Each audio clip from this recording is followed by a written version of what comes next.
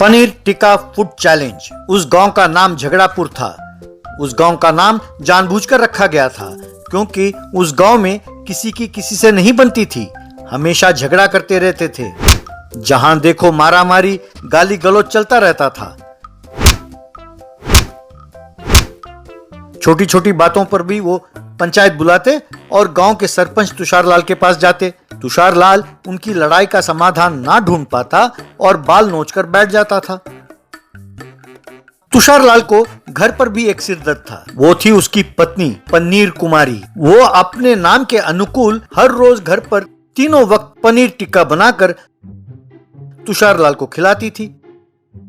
एक दिन तुषार लाल, अरे भगवान, मानता हूँ कि तुम पनीर टिक्का अच्छा बना लेती हो। इसका मतलब ये तो नहीं ना कि तुम हर रोज यही बनाकर मुझे खिलाती रहोगी। अरे इसे कम से कम हफ्ते में एक दिन तो कुछ और बनाकर खिलाया करो। तुम्हारे पनीर टिक्का से तंग आकर हर महीने कोई ना कोई नौकरी छोड़कर चला जाता है। अब तो इसे बनाना बंद कर दो। मैं तुम्हारे हाथ जोड़ता हूँ। ये हो ही नहीं सकता। अब धोनी ये सोचकर कि हेलीकॉप्टर शॉट तो अच्छा मार ही लेता हूँ, अगर उसने प्रैक्टिस रोज करना बंद कर दिया तो क्या वो इतने दिन इंडियन टीम का कैप्टन बना रहता? इतना ही क्यों, अभी आईपीएल में रशीद खान को ही ले लो। हर मैच में वो दूसरा डालता है या नहीं? क्यों हर एक की कोई ना कोई खासियत होती है, उसे नहीं छोड़ना चाहिए। मेरी स्पेशलिटी है पनीर टिक्का। मैं उसे हर रोज बनाऊंगी। किसी ना किसी को उसे खाना ही होगा। बस तुषार लाल को लगा कि मानो सीने पर किसी ने पत्थर रख दिया हो। एक दिन शंकर और महादेव नाम के दो व्यक्ति तुषार लाल के पास पंचायत लेकर आए। तुषार जी, मैं और ये साथ साथ वाली जमीन पर घर बना रहे हैं। पंचायत के नक्शे के मुताबिक दोनों के घर के बीच में एक 4 इंच की सांझी दीवार होनी चाहिए। अब समस्या ये है कि वो 4 इंच की दीवार किसकी जमीन पर बनाई जाए। मैं तो इसे अपने जमीन का 1 इंच भी नहीं दूंगा, कह देता हूँ। मैं तो इसे आधा इंच भी नहीं दूंगा, मेरी इससे नहीं पटती। अब हमें क्या करना है, ये फैसला आप ही को करना है।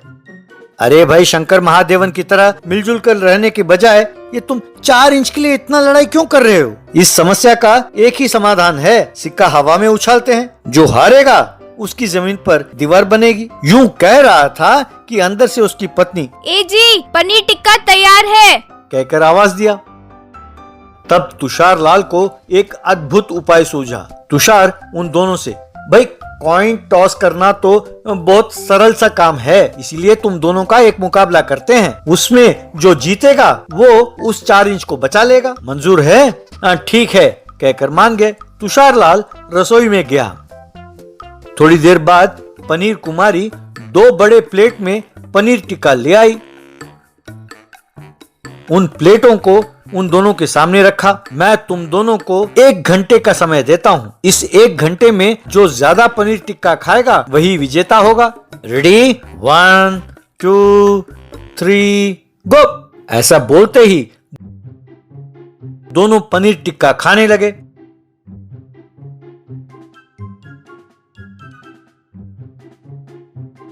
पनीर कुमारी उनके प्लेट भरने लगी।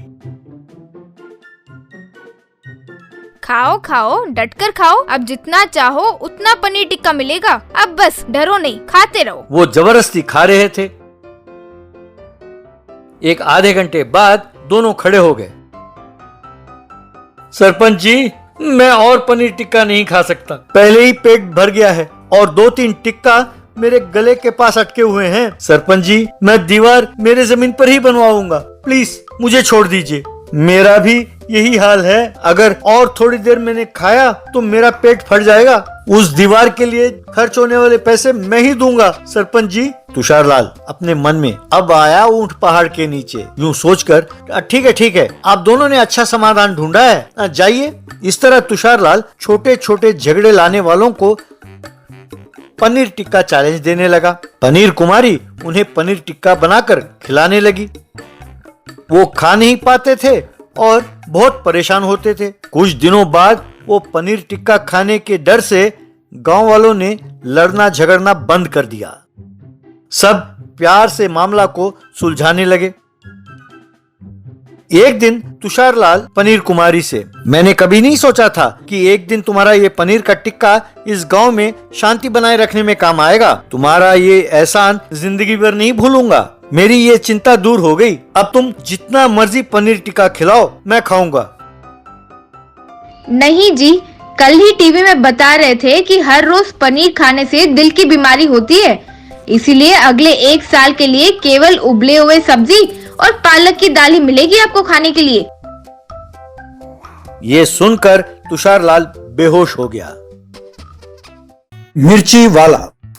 मिर्ची लालो मिर्ची, ताजा ताजा मिर्ची, हरी हरी मिर्ची, लाल लाल मिर्ची, ओ भैया, सिंगापुर मिर्ची, मलेशिया मिर्ची, कश्मीर मिर्ची, कन्याकुमारी मिर्ची।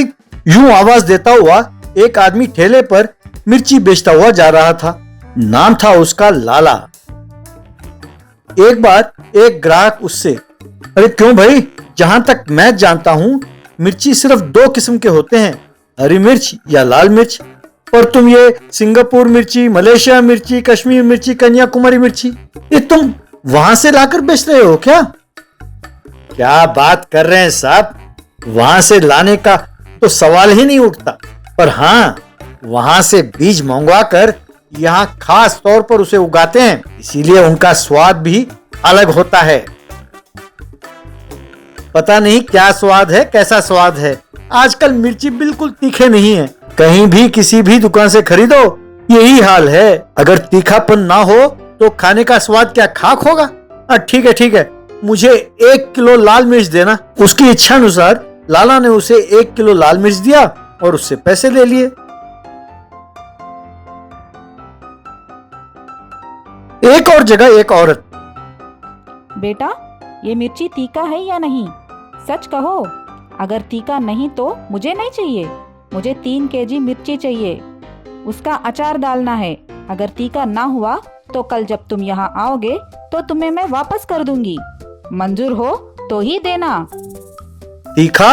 अरे ये कोई साधारण तीखा नहीं है माँ जी, खाओगे तो आपको पता चल जाएगा। लीजिए लीजिए कहकर 3 किलो देकर पैसे ले लिया। उस औरत के जाने के बाद, बाप रे, ये तो बहुत खतरनाक है। अगर ये तीखे नहीं हुए तो ये वापस कर देगी, कल इस गली में नहीं आना चाहिए। यूं सोचते हुए वो ठेले को धकेलता हुआ वहां से चला गया। यूं थोड़ी दूर जाने के बाद एक व्यक्ति उसके सामने आया और लाल मिर्च को चबाकर स्वाद देखने के बाद, भैया, मेरी पत्नी ने कहा था कि 5 किलो लाल मिर्च लेकर आऊं, गर्मी का मौसम है ना, अचार डालना है। इसे खाया तो बिल्कुल तीखा नहीं है, ऐसा लग रहा है जैसे कोई चॉकलेट खा रहा हूं, मैं कहीं और खरीद लूंगा, तुम्हारे पास अच्छे नहीं है, कहकर चला गया।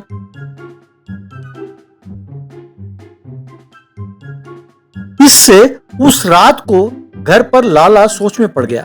बाद में एक दवाई को लाकर मिर्ची के ऊपर छिड़का। बस अब लोग तीखेपन का स्वाद चखेंगे, सेल्स बढ़कर खूब पैसे मिलने चाहिए। इस तरह अगले दिन, मिर्ची ले लो मिर्ची, ताजा ताजा मिर्ची, हरी हरी मिर्ची, लाल लाल मिर्ची, ओ भैया, सिंगापुर, मलेशिया, कश्मीर, कन्याकुमारी का मिर्ची, हर किस्म की मिर्ची मिलेगी, आओ भैया, कहकर बेचने लगा। लोग आकर उससे मिर्ची खरीदने लगे। घर पर लोग उस मिर्ची के बने सब्जी खाकर बहुत स्वादिष्ट है कहकर खुश होने लगे। इस तरह लाला हर रोज मिर्ची पर दवाई छिड़कता था और उसे बेचने लगा। बहुत कम समय में उसने खूब पैसे कमाए, लेकिन उस दवाई का असर यह हुआ कि लोगों को पेट में दर्द होने लगा। वे पेट को पकड़कर तड़पने लगे। यूं वे डॉक्टर के पास जाकर लाइन लगाने लगे। डॉक्टर ने उनका इलाज किया। एक दिन डॉक्टर एसआई को बुलाकर, सर, आजकल हमारे गांव में पेट दर्द के केसेस बहुत बढ़ गए हैं। मुझे मरीजों से मिले सूचना के अनुसार कोई उन्हें मिलावट की मिर्ची बेच रहा है, उसे खाने का ही ये असर है, इसीलिए ऐसा हो रहा है। आप कृपया इस पर कोई एक्शन लें। एसआई मिर्ची बेचने वाले लाला पर निगरानी रखते हुए उसका पीछा करने लगा। बाद में एसआई लाला के घर पे खिड़की से झांक कर देखा। वहां लाला को मिर्ची पर दवाई छिड़कते हुए देखा। एसआई ने उसे पकड़कर, और क्यों रे कमीने, यूं मिलावट की दवाई छिड़क कर लोगों की जान से खेल रहे हो।